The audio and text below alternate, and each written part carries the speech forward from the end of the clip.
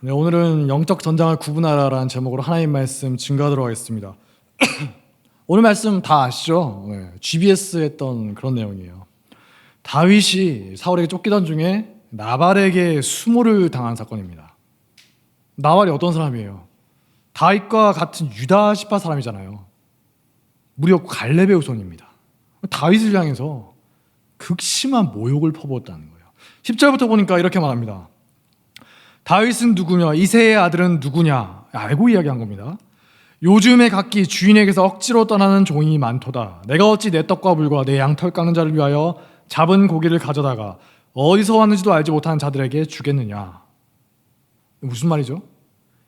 지금 말로 하면 일종의 패드립을 한 거죠. 지금도 욕 중에서 제일 심한 욕이 뭐예요? 부모를 들먹인 욕이 제일 심한 욕이죠.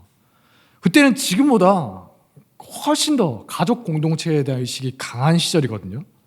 가부장제도 강합니다. 체면을 중요하게 여기던 그런 시대예요. 명예를 훼손하면 너 죽고 나 죽다고 진짜 죽일 정도로 싸우던 그런 때거든요. 나발의 말은 다윗을 극도로 모욕하는 말인 겁니다. 너의 아버지가 어쩌고 이세이지 않냐 알고 있다는 거예요. 동시에 또 뭐라고 하죠? 주인에게서 억지로 떠난 종이 많도다. 내가 너 누군지 안다. 사울을 배신하고 도망치는 종놈이지 않냐. 다윗을 조롱하는 거예요. 나발이 어리석은 사람이지 않습니까? 근데 사람 놀리는 데는 정말 탁월한 재능이 있었던 게 확실합니다. 열받게 하는데 전문가예요. 다윗 인생에서 이때만큼 화가 났던 적이 없었어요. 완전히 눈이 돌아가죠. 이성을 잃을 정도로 화가 머리끝까지 치솟는 그런 상황입니다. 그래서 뭐라고 하죠? 22절.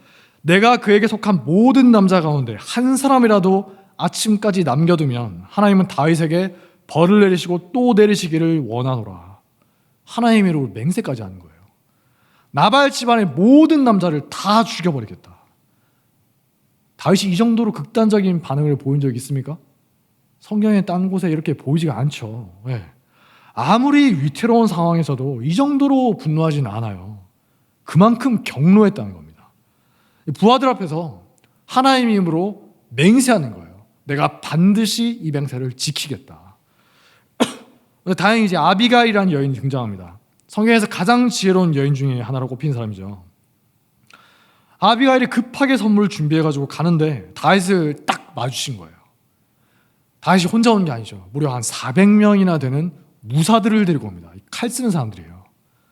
다 죽여버리겠다. 살기등등하게 오는데 만나서 이제 차근차근 달래는 겁니다. 26절에서 28절 말씀을 다시 함께 읽겠습니다. 시작. 내 주여 여호와께서 살아계심을 두고 맹세하노니 내 주도 살아계시거니와 내 주의 손으로 피를 흘려 친히 보복하신 이를 여호와께서 막으셨으니 내 주의 원수들과 내 주를 해하려 하는 자들은 나발과 같이 되기를 원하나이다. 여종이 내 주께 가져온 이 예물을 내 주를 따르는 이 소년들에게 주게 하시고 주의 여종의 허물을 용서하여 주옵소서. 여호와께서 반드시 내 주를 위하여 든든한 집을 세우시리니 이는 내 주께서 여호와의 싸움을 싸우시며 내 주의 일생에 내 주에게서 악한 일을 찾을 수 없음이니이다. 굉장히 지혜롭게 잘 달래고 있죠. 특히 주목할 말이 있지 않습니까? 오늘 설교 제목이기도 한데 28절에 나오죠. 여호와의 싸움입니다. 쓸데없이 나발 같은 자와 다투지 마시고 마땅히 싸울 만한 대상과 싸우십시오. 30절부터 이렇게 덧붙입니다. 여호와께서 내 주께 대하여 하신 말씀대로 모든 선을 내 주에게 행하사 내 주를 이스라엘의 지도자로 세우실 때 내 주께서 무죄한 피를 흘리셨다든지 내 주께서 친히 보복하셨다든지 함으로 말미암아 슬퍼하실 것도 없고 내 주의 마음에 걸리는 것도 없으시리니. 무슨 말이죠? 지금 아무리 화가 난다고 해서 돌이킬 수 없는 실수를 저지르지 말라는 거예요. 다윗이 지금 사울에게 쫓기는 중이지 않습니까? 사울이 어떻게든 다윗을 반역자로 만들고 싶어서 안달이 났어요. 백성들의 민심을 잃게 만드는 게 목적입니다. 다윗이 하지도 않는 죄를 막 뒤집어 씌우잖아요. 만약에 다윗이 나발만 죽인 게 아니라 나발 집안의 무고한 사람들을 다 죽여버렸다면 이것보다 좋은 기회가 없죠. 온 나라에 막 동네방네 소문 다 퍼뜨렸을 거예요. 다윗이 이런 악한 자다. 요나단도 이건 쉴드 칠 수가 없죠. 하나님도 쉴드 칠 수가 없어요. 누가 봐도 다윗이 잘못한 거니까. 게다가 다윗이 만약에 나발에게만 복수를 한다 해도 어떻습니까? 사실상 자폭하는 것과 같습니다. 왜냐? 나발이 이방인이 아니잖아요.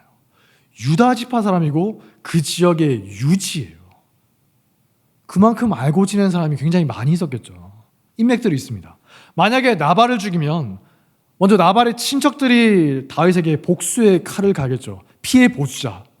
네, 율법에 나오지 않습니까? 친척들이 복수하는 게 의무였어요. 나발과 알고 지내던 많은 사람들, 특히 유다 지파에서 다윗에 대해서 반대하는 사람들이 굉장히 많아졌겠죠. 다윗이 지금 눈이 돌아가가지고 홧김에 저지를 뻔했지만 실제로는 어떻습니까?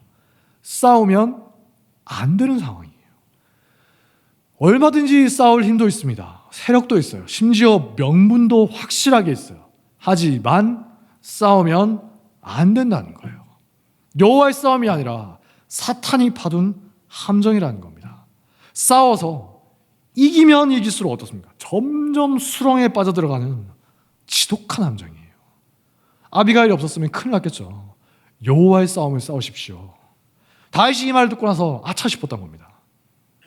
화가 머리끝까지 나가지고 다 죽여버리겠다. 이 힘을 동원해서 이제 박살내겠다고 싸우러 왔는데 돌이켜보니까 싸울 필요가 없는 그런 수준이 아니라 절대 싸우면 안 되는 그런 상황이구나. 이걸 깨닫게 된 겁니다.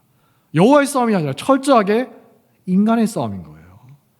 다윗의 인생을 돌이켜보면 수많은 영적인 전투가 있는 걸 우리가 볼 수 있지 않습니까?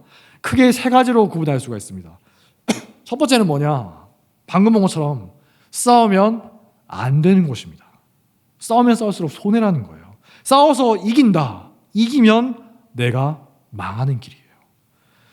대표적으로 이제 사울을 죽일 수 있는 기회가 두 번이나 오지 않습니까? 이때가 이런 상황이었죠. 다윗이 얼마든지 사울을 이길 수가 있었어요. 심지어 다윗의 부하들이 안달이 나는 거예요. 아니 이건 하나님이 주신 기회입니다. 막 부추기는 거예요. 빨리 칩시다. 다윗이 뜯어말리죠.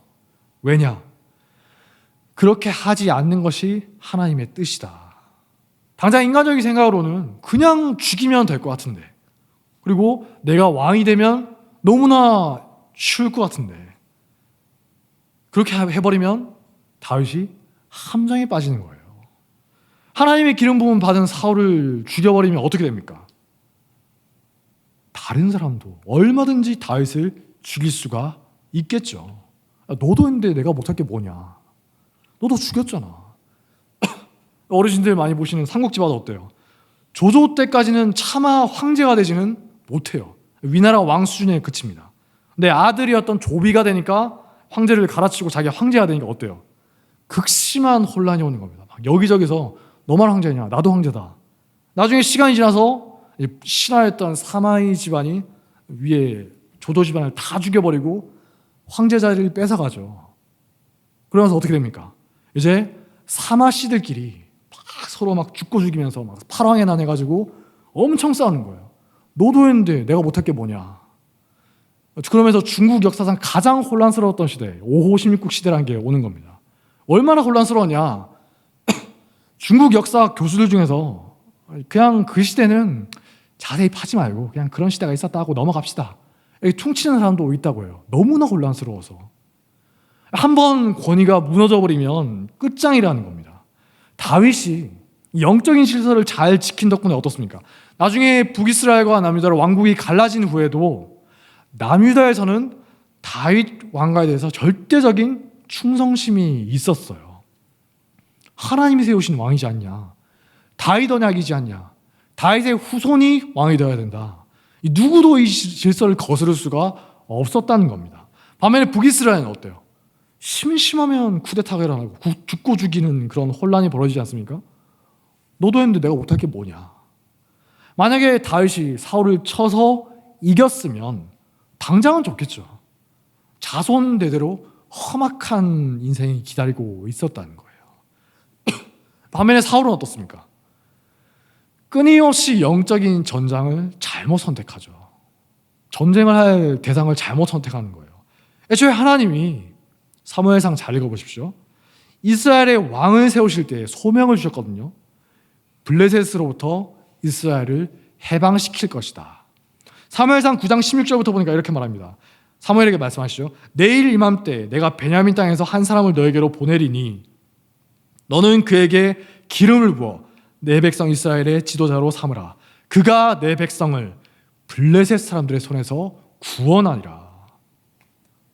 사울에게 주어졌던 가장 중요한 소명, 여호와의 싸움을 싸울 영적 전장이 어디죠? 블레셋과의 전쟁이에요. 어떻습니까? 왕이 된 후에 철저하게 블레셋과의 전쟁을 회피해요. 암몬과는 전쟁을 하지만 블레셋과는 절대 전쟁을 하려고 하지 않습니다.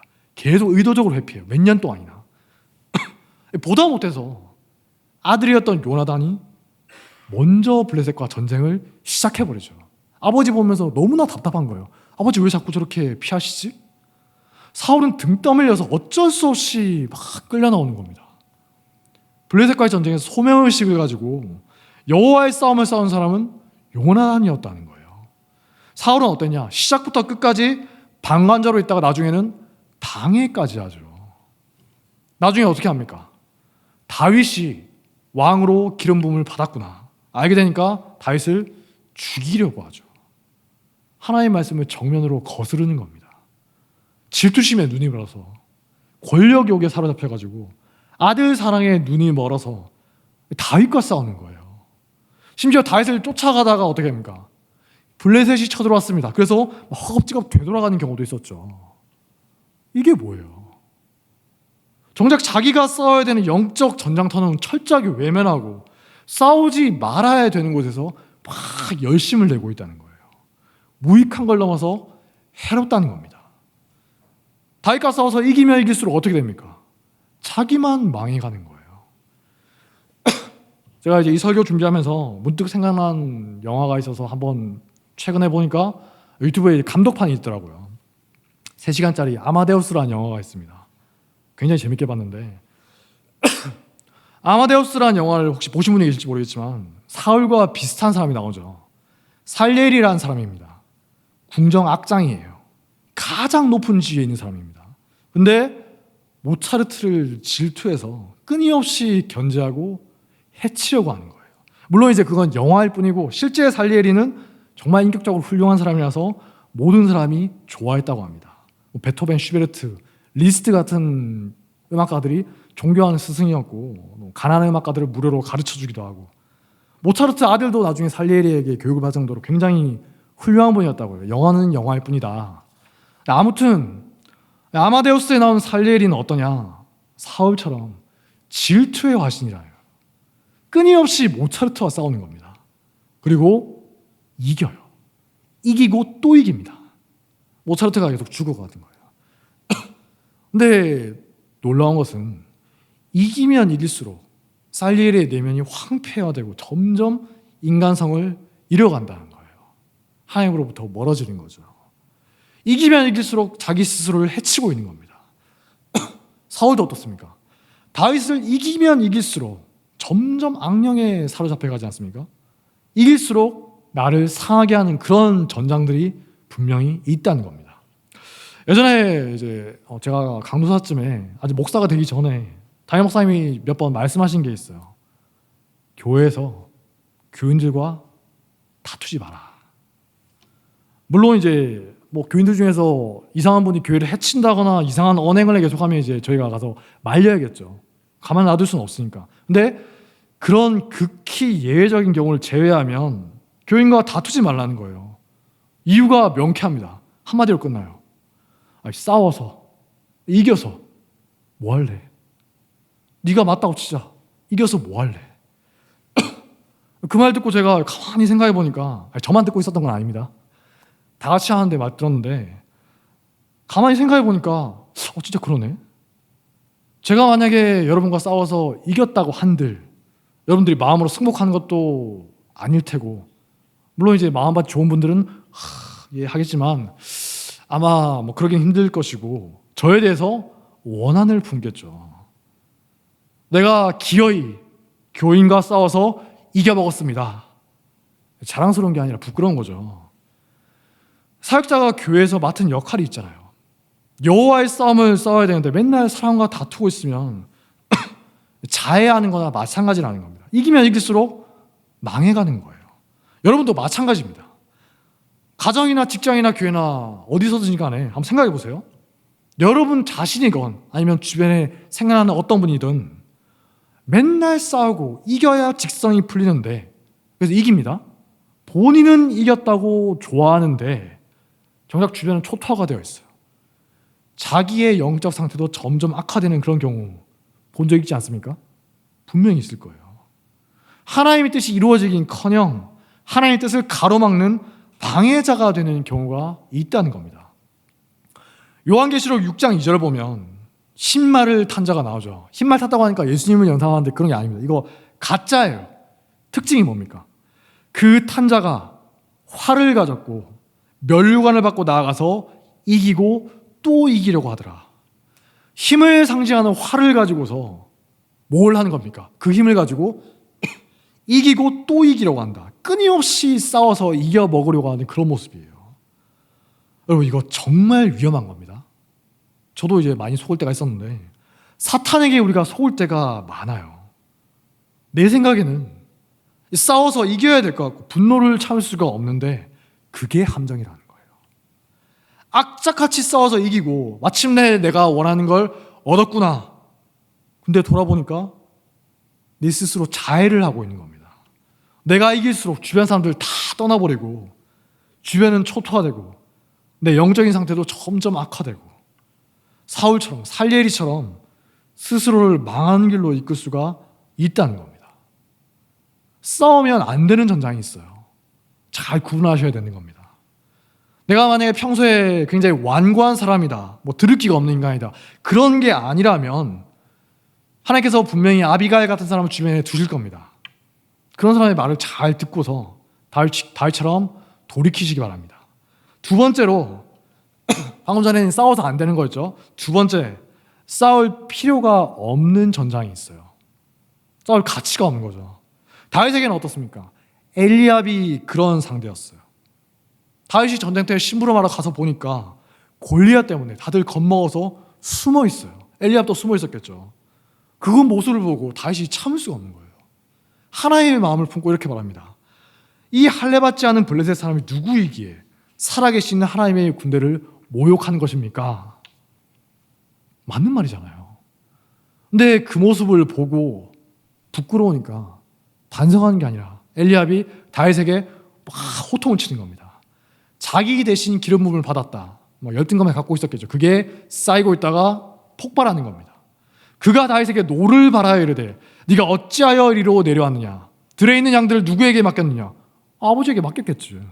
나는 너의 교만과 너의 마음의 완악함을 나누니 네가 전쟁을 구경하러 왔도다.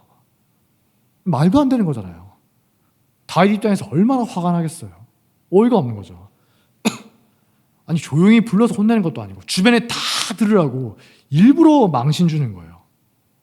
정작 여호와의 싸움을 싸워야 하는 저 블레셋과 골리앗 앞에서는 띡소리도 못하고 있던 그런 한심한 인간이 다윗이 어떻게 합니까? 엘리압과 맞서서 싸우는 게 아니라 그냥 몇 마디 하고 피해요. 겁먹은 게 아닙니다. 똥이 무서워서 피하냐, 더러워서 피하지. 돌아서서 다른 사람을 향하여 전과 같이 말하며 백성이 전과 같이 대답하니라.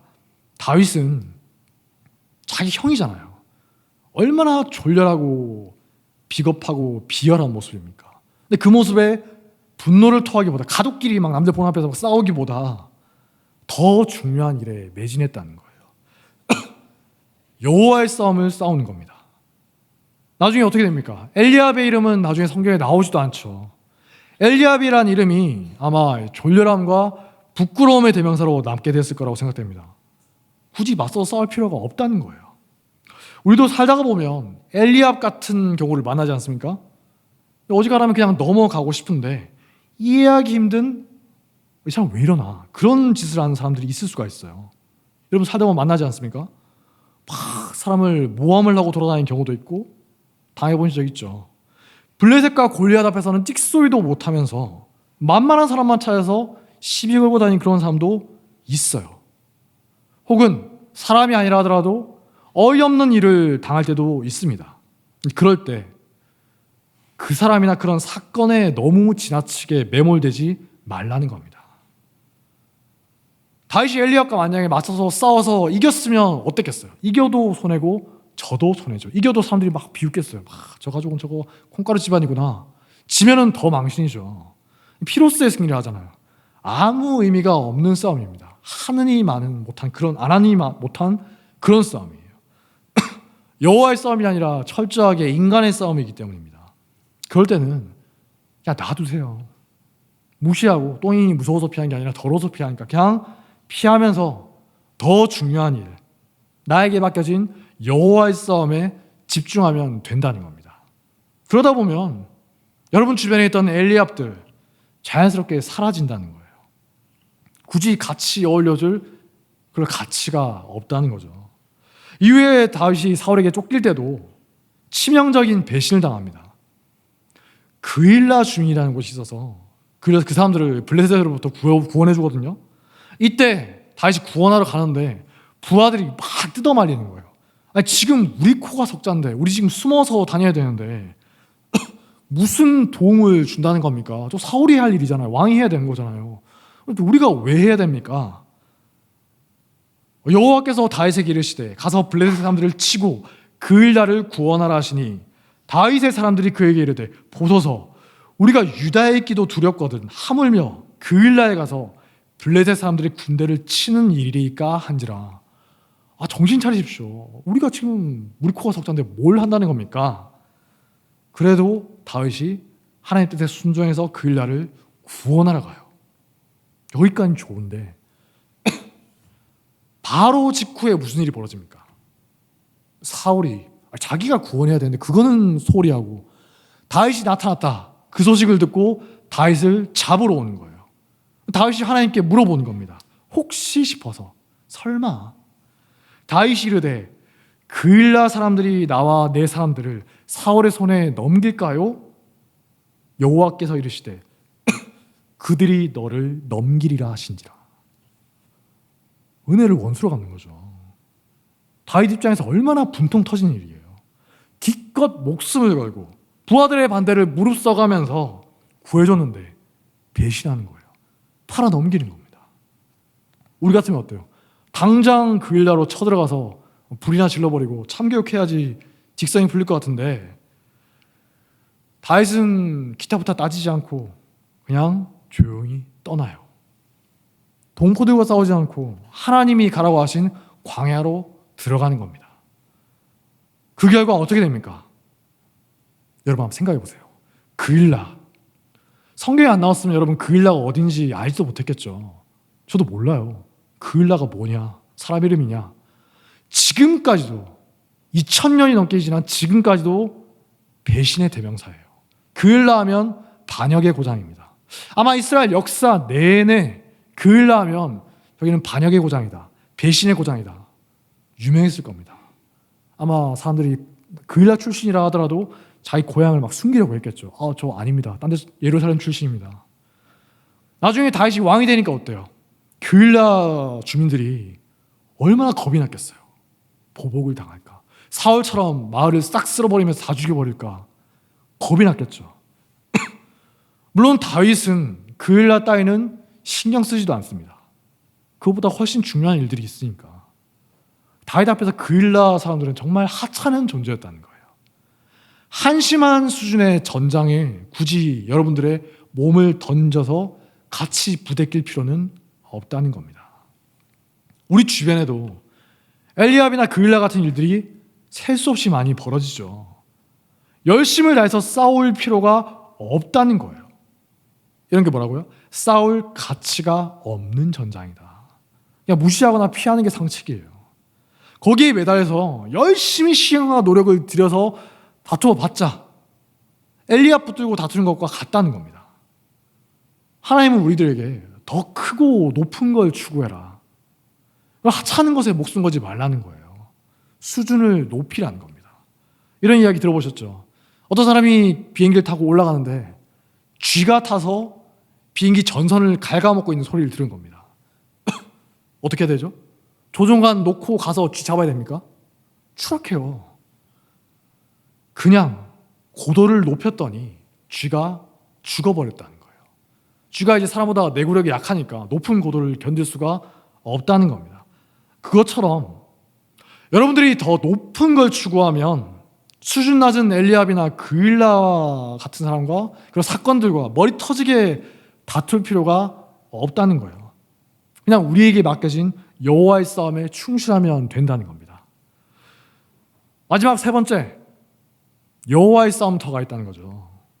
다윗이 어떻습니까? 주변에서 뭐라고 하든, 동족들이 모함을 하든 말든, 배신을 하든 말든, 친구들과 가족들마저 등을 돌리든 말든, 시편을 보면 막 자기 친구들도 자기를 배신하고 심지어 가족도 자기를 버렸다, 이런 말을 하죠. 부모가 나를 버렸다.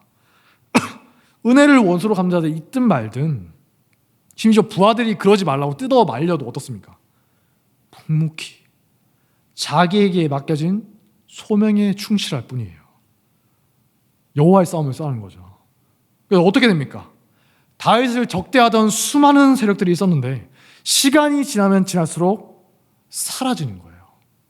자기들끼리 싸우든 소리 소문 없이 사라지든 알아서 망해가는 겁니다. 심지어 나중에는 다윗과 싸우던 대적자였던 사람들이 다윗을 왕으로 모시려고 합니다. 사무엘상 3장 17절부터 보니까 이렇게 말합니다. 아브넬이 이스라엘 장로들에게 말하여 이르되 너희가 여러 번 다윗을 너희의 왕으로 세우기를 구하였으니 이제 그대로 해라. 여호와께서 이미 다윗에 대하여 말씀하시기를 내가 내 종 다윗의 손으로 내 백성 이스라엘을 구원하여 블레셋 사람의 손과 모든 대적의 손에서 벗어나게 하리라 하셨음이니라. 다윗과 싸우던 사람의 고백이라는 겁니다. 다윗을 따라다니는 부하들이 어땠겠어요? 속이 터졌겠죠. 아니, 이 좋은 기회를 왜 내버려 두고 그렇게 어리석은 선택을 하시는 겁니까? 한두 번 그런 선택을 한 게 아니죠. 계속 다윗을 조르는 거예요. 제발 좀 정신 차리세요. 대장, 합시다. 그래도 휩쓸리지 않는 거예요. 넘어가지 않아요. 다윗은 자기에게 맡겨진 여호와의 싸움을 끊임없이 해나갔다는 겁니다. 물론 이제 다윗도 완벽한 인간이 아니니까, 사람이니까 때때로는 시험에 들겠죠. 헛된 싸움을 하기도 하고 하면 안 되는 싸움을 할 뻔하기도 하고, 하지만 아비가일의 충고를 듣고서 정신을 차리는 거예요. 이게 중요한 거예요. 생각해 보세요. 수많은 부하들 앞에서 맹세를 하는 겁니다. 여기 100명도 안 되잖아요. 근데 제가 여러분들 앞에서 맹세를 하면 제가 지켜야 되잖아요. 지키지 못하면 부끄러운 거니까. 다윗은 최소 600명 이상 앞에서 맹세를 합니다. 하나님의 이름으로 반드시 지켜야 되는 거죠. 근데 한낱 여인의 말을 듣고 철회한다. 지금이랑 다르게 여성의 사회적 지위가 굉장히 낮았던 시대지 않습니까? 근데 그렇게 하면은 굉장히 부끄럽지 않겠어요? 부하들 보기 부끄럽잖아요. 있을 수가 없는 일이에요. 지금도 보면 어떻습니까? 뭐 회사의 사장이나 회장이나 아니면 정치권인데 어디든 간에 분명히 잘못된 지시사항이고 틀린 결정인데 윗사람 체면 때문에 VIP는 틀릴 수가 없어 막 이러면서 끝까지 억지로 밀어붙이는 그런 경우들 있지 않습니까? 여러분들 회사나 어디서나 보시잖아요. 근데 다윗은 어때요? 그게 하나님의 뜻이구나. 지금 하나님이 이 여인을 통해서 나에게 말씀하시는구나. 영적인 민감함이 있었다는 겁니다. 그러니까 나중에 왕이 되어서도 나단 선지자가 와서 제일 뼈아픈 부분을 건드리죠. 그것만큼은 말하지 마라. 딴 건 내가 다 들어주겠다. 제발 그것만큼 하는 그거를 푹 찌르죠. 밧세바 사건. 그럴 때 어떻습니까? 일체 변명하거나 혹은 막 방어 기제가 나와서 분노하는 모습을 보이는 게 아니라 납작 엎드려서 제가 죄인입니다. 회개할 수가 있었다는 거예요. 내가 진짜 싸워야 되는 전장이 어디냐? 나에게 맡겨진 여호와의 싸움이 무엇이냐? 다윗은 왕이 되어서도 잊지를 않았다는 겁니다. 여러분들이 저에게 사역자로서 기대하는 게 있겠죠? 없습니까? 있을 거예요.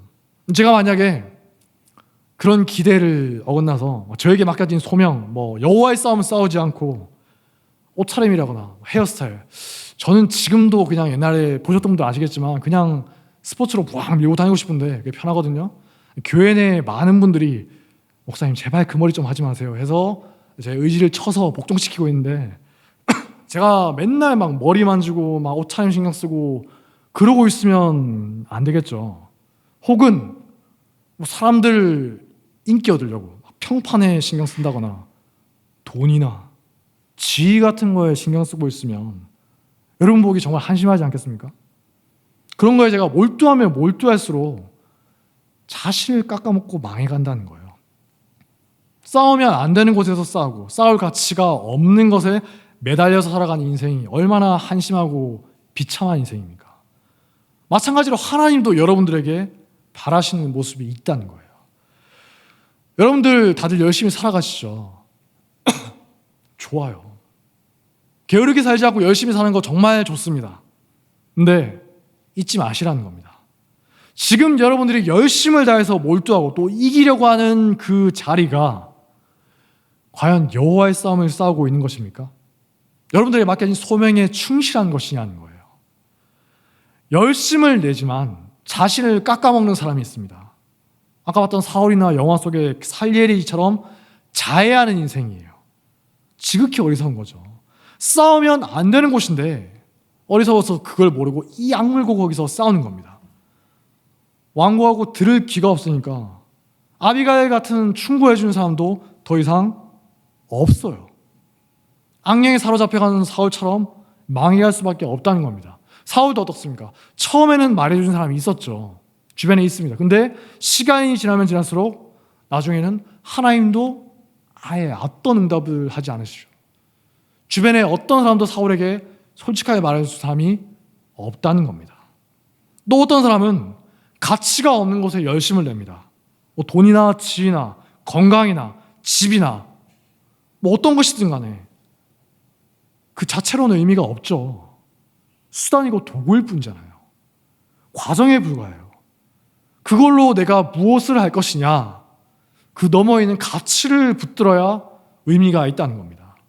수단과 도구에 매몰되는 순간 헛된 인생이 된다는 거예요. 아무리 열심을 내봤자 헛된 인생이 된다는 겁니다. 그러면 열심을 내는 건 좋은데 열심의 방향이 과연 제대로 된 것이냐 돌아보셔야 된다는 거예요. 바울이 고린도전서 9장에서 말하지 않습니까? 이기기를 다투는 자마다 모든 일에 절제하나니 그들은 썩을 승리자의 관을 얻고자 하되 우리는 썩지 아니할 것을 얻고자 하노라. 그러므로 나는 다름질하기를 향방 얻는 것 같이 아니하고 싸우기를 허공을 치는 것 같이 아니하며. 막 열심히 달려가는데 어디로 가야 될지 방향도 모르고 달려가는 게 아니고 싸우는데 허공을 치는 것처럼, 전도서 말처럼 하면 바람을 잡는 것 같다. 이렇게 어리석게 살지 않겠다는 거예요. 바울도 정말 많은 상황이 처하지 않았습니까? 근데 그럴 때마다 고민을 하는 겁니다. 이게 과연 내가 맞서 싸워야 되는 여호와의 싸움이냐, 아니면 그냥 피하거나 참아야 되는 것이냐, 계속 고민을 했다는 거예요. 하나님의 싸움을 싸우시기 바랍니다. 여호와의 싸움을 싸우는 사람은 반드시 하나님의 인도하심을 받을 것입니다. 헛된 것이나 다투지 말아야 되는 함정에 빠지지 말고 여호와의 싸움에 싸우시길 주님의 이름으로 축복합니다. 자리에서 일어나겠습니다. 죽으면 죽으리라 찬양했습니다.